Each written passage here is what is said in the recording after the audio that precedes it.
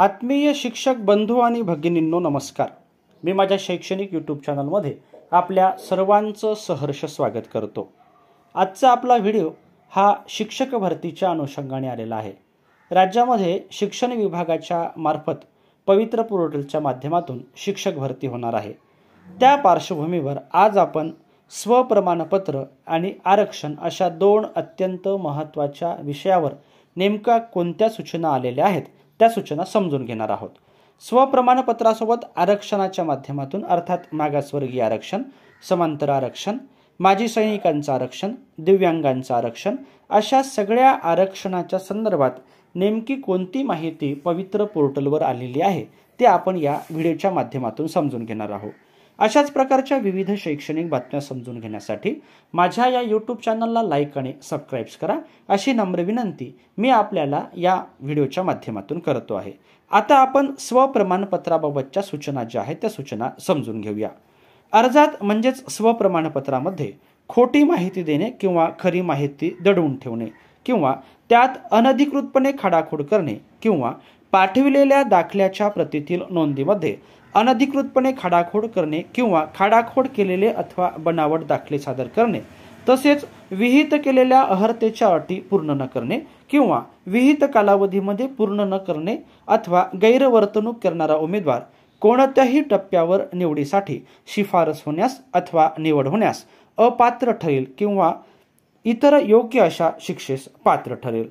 उमेदवारांनी स्वप्रमाणपत्रामध्ये माहिती नमूद करण्यापूर्वी स्वतःची नोंदणी करणे आवश्यक आहे. ही नोंदणी करण्यासाठी रजिस्टर हिअर येथे क्लिक करून तेथे आपला टेट 2022 चाचणीचा रोल नंबर व रजिस्ट्रेशन क्रमांक नोंद करावा.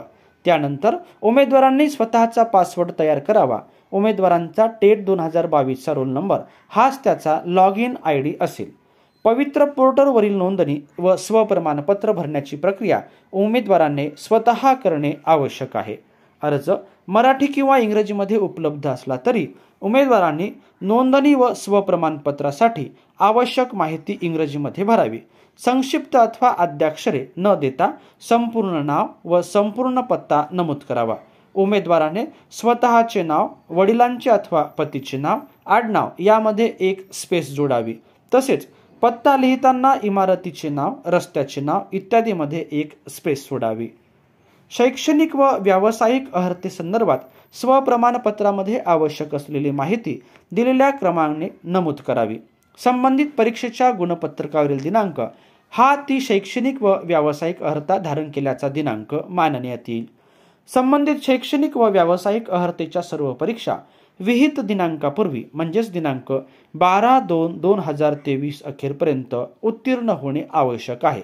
तथापि CTET डिसेंबर 2022 ही परीक्षा उत्तीर्ण झालेल्या उमेदवारांची सदर अर्हता विचारात घेतली जाईल असा अत्यंत महत्त्वाचा 5वा मुद्दा आहे, तो लक्षात घ्यावा लागेल.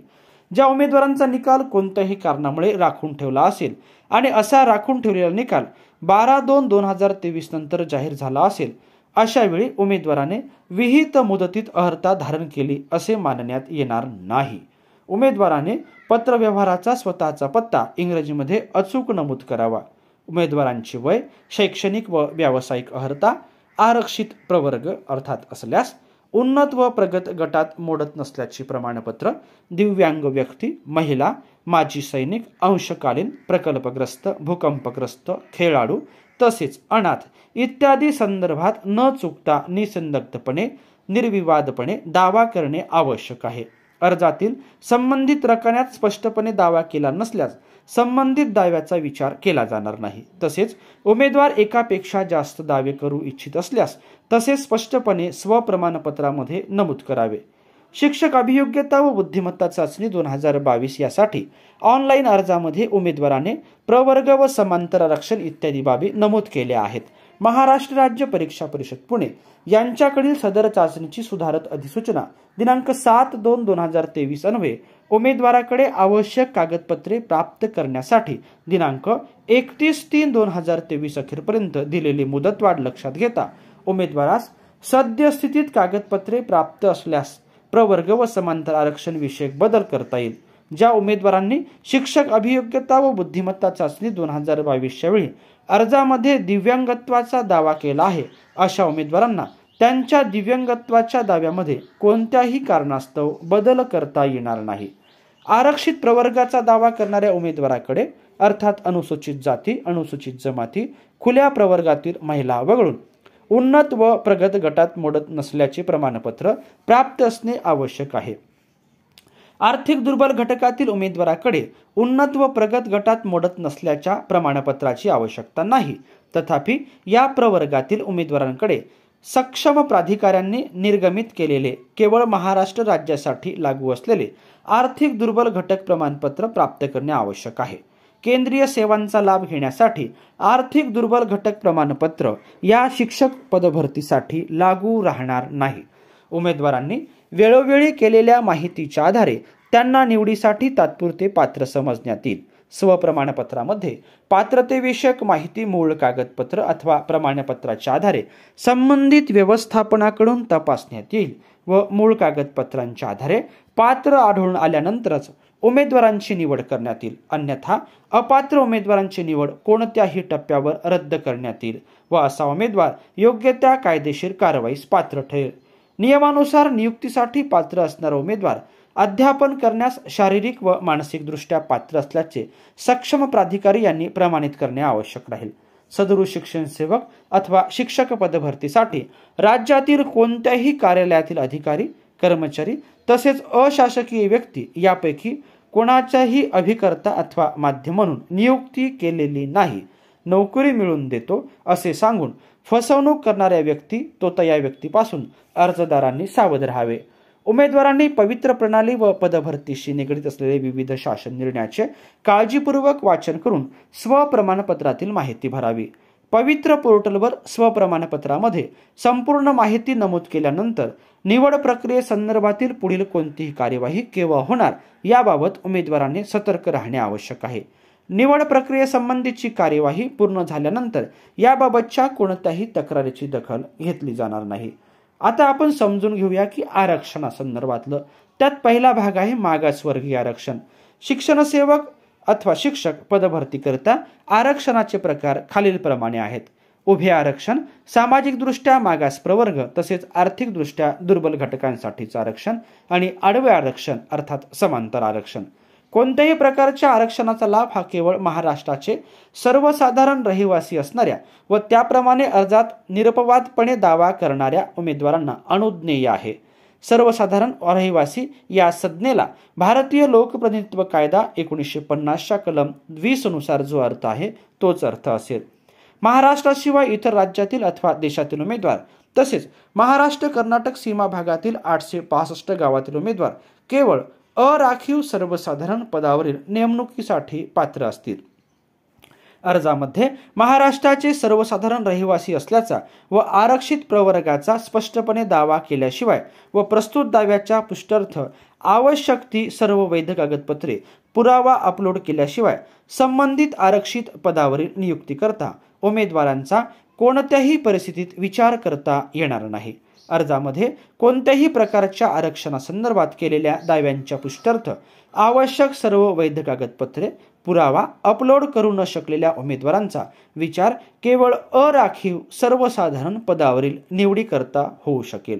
आर्थिकदृष्ट्या दुर्बल घटकांसाठीच्या आरक्षणासंदर्भातील राज्यांच्या आर्थिक दुर्बल घटकातील ज्या व्यक्तीच्या जातीचा महाराष्ट्र राज्य लोकसेवा अर्थात अनुसूचित जाती, अनुसूचित जमाती, निराधिसूचित जमाती, विमुक्त जाती, भटक्या जमाती, विशेष मागास प्रवर्ग आणि इतर मागास वर्ग यांच्यासाठी आरक्षण अधिनियम 2001 अन्वये विहित करण्यात आलेल्या मागास वर्गासाठी अथवा तदनंतर शासनाकडून वेळोवेळी जाहीर करण्यात आलेल्या आदेशानुसार घोषित मागासवर्गीयांमध्ये समावेश नसेल अशा उमेदवारांना आर्थिकदृष्ट्या दुर्बल घटकांसाठीच्या आरक्षणाचा लाभ अनुज्ञेय आहे. या बाबतीत शासनाने वेळोवेळी ठरवून दिलेले निकष हे लागू राहतील. आर्थिकदृष्ट्या दुर्बल घटकांसाठीच्या पात्रतेसाठी सक्षम प्राधिकारी यांनी वितरित केलेले व राज्य शासकीय सेवा व शैक्षणिक संस्थांच्या प्रवेशाकरिता राज्य शासनाच्या प्रमाणपत्राचा नमुना वापरणे आवश्यक आहे. केंद्रीय सेवांचा लाभ घेण्यासाठीचे आर्थिकदृष्ट्या दुर्बल घटकांचे प्रमाणपत्र शिक्षण सेवक अथवा शिक्षक सेवांसाठीच्या पदभरतीकरिता वापरता येणार नाही. विविध सामाजिक दृष्ट्या मागास प्रवर्गासाठीच्या आरक्षणासंदर्भात महाराष्ट्र राज्य लोकसेवा, अनुसूचित जाती, अनुसूचित जमाती, निरधिसूचित जमाती, विमुक्त जाती, भटक्या जमाती, विशेष मागास प्रवर्ग आणि इतर मागास वर्ग यांच्यासाठीच्या आरक्षण अधिनियम 2001 आणि तदनंतर शासनाने या संदर्भात वेळोवेळी निर्गमित केलेल्या आदेशानुसार मागासवर्गीयांचे आरक्षण हे लागू राहील. जातीच्या दाव्याच्या पुष्ट्यर्थ महाराष्ट्र अनुसूचित जाती, अनुसूचित जमाती, विमुक्त जाती, भटक्या जमाती, इतर मागासवर्ग व विशेष मागासवर्ग जातीचे प्रमाणपत्र देण्याचे व त्यांच्या पडताळणीचे विनियम अधिनियम 2000 मधील तरतुदी आणि या संदर्भात शासनाकडून वेळोवेळी आदेश काढून विहित केलेल्या नमुन्यामध्ये सक्षम प्राधिकाऱ्याकडून प्रदान करण्यात आलेले जाती पडताळणी प्रमाणपत्र ग्राह्य धरण्यात येईल. विमुक्त जाती अ, भटक्या जमाती ब, विशेष मागास प्रवर्ग भटक्या जमाती क, भटक्या जमाती ड तसेच मागासवर्ग प्रवर्ग चा दावा करणाऱ्या उमेदवारांनी ते समाजातील उन्नत व प्रगत गटामध्ये मोडत नाहीत असे स्वप्रमाणपत्रामध्ये नमूद करणे, स्पष्टपणे नमूद करणे व त्याबाबतच्या वैध प्रमाणपत्राच्या प्रती अपलोड करणे आवश्यक आहे. अनुसूचित जाती व अनुसूचित जमाती प्रवर्गातील उमेदवार वगळता अन्य मागास प्रवर्गातील उमेदवारांच्या बाबतीत ज्या व्यक्तींच्या नावे जातीची प्रमाणपत्र असेल ती व्यक्ती व त्या कुटुंबाचे व्यक्तीचे कुटुंब क्रिमिलियरमध्ये मोडत नसल्याचे व धारकाच्या नावाने सर्वसाधारण रहिवास सदर प्रमाणपत्रात प्रमाणित असणे आवश्यक आहे. महाराष्ट्राचे सर्वसाधारण रहिवासी असलेल्या स्थलांतरित मागासवर्गीय उमेदवारांच्या बाबतीत शासनाकडून वेळोवेळी जाहीर करण्यात आलेल्या आदेशान्वये निर्गमित करण्यात आलेल्या तरतुदी लागू राहतील. असा हा सर्व विचार हा मागासवर्गीय आरक्षणाच्या संदर्भातला आहे. अर्थात हा व्हिडिओ एक दिशादर्शक आहे. अधिकृत माहितीसाठी आपल्याला पवित्र पोर्टलवर आलेल्या सगळ्या सूचनांचा वारंवार विचार करावा लागणार आहे आणि त्या अनुषंगाने काळजीपूर्वक आपला जो अर्ज आहे तो भरावा लागणार आहे. याच मध्ये समांतर आरक्षणासंदर्भात काही महत्त्वाचे भाग सुद्धा दिसतात. उदाहरणार्थ समांतर आरक्षणांतर्गत समांतर आरक्षणाचा प्रकार महिला 30%, माजी सैनिक 15%, अंशकालीन 10%, प्रकल्पग्रस्त 5%, भूकंपग्रस्त 2%, खेळाडू 5%, अनाथ 1% याप्रमाणे हे आरक्षण राहणार आहे. आता याच्या संदर्भात सगळे छोटे छोटे मुद्दे दिलेले आहे ते आपण स्क्रीनवर पाहू शकता. या ठिकाणी आपल्याला महिलांचं आरक्षण दिसते आहे. त्यानंतर 15% आरक्षण हे माजी सैनिकांच्या संदर्भात आलेलं आहे. पदवीधर अंशकालीन कर्मचाऱ्यांचे आरक्षण आहे. प्रकल्पग्रस्तांचेही आरक्षण आपल्याला दिसते आहे. भूकंपग्रस्तासाठी 2% समांतर आरक्षण हे लागू करण्यात आलेलं आहे. प्रावीण्यप्राप्त खेळाडूंचं आरक्षण सुद्धा या ठिकाणी त्याची सुद्धा माहिती ही दिलेली आहे. अनाथ व्यक्तींसाठी सुद्धा आरक्षण हे आपल्याला या ठिकाणी दिसत आहे. महत्त्वाचं म्हणजे दिव्यांग व्यक्तीसाठीचं आरक्षण ते 4% या ठिकाणी दिलेलं आहे आणि त्या अनुषंगाने अत्यंत महत्त्वाच्या सूचना सुद्धा आपल्याला या ठिकाणी दिसत आहे. महाराष्ट्र कर्नाटक सीमा भागातले जे उमेदवार आहेत त्या उमेदवारासंदर्भातल्या काही तरतुदींचा विचार सुद्धा या पत्रामध्ये आपल्याला प्रामुख्याने दिसतो आहे. याशिवाय लहान कुटुंबाचे प्रतिज्ञापत्र, संगणक हाताळणीच्या वापराबद्दलचं ज्ञान, प्रमाणपत्र पडताळणीच्या वेळी उमेदवारांनी पात्रतेसंदर्भात सादर करावयाची कागदपत्र अशी सगळी महत्त्वाची माहिती आपल्याला या ठिकाणी दिसते आहे. परंतु हे सगळं पत्र वाचताना त्या व्हिडिओची लांबी बरीचशी मोठी होऊ शकते. म्हणून मी आपल्याला पुनश्च विनंती करतो की फॉर्म भरताना तो काळजीपूर्वक भरा. पवित्र पोर्टलवर आलेल्या सूचनांचाच विचार करा आणि व्यवस्थित फॉर्म भरावा. आणि या फॉर्म भरण्यासाठी आणि सगळ्या भावी शिक्षकांना या निमित्ताने मी शुभेच्छा देतो आणि याच ठिकाणी थांबतो. धन्यवाद.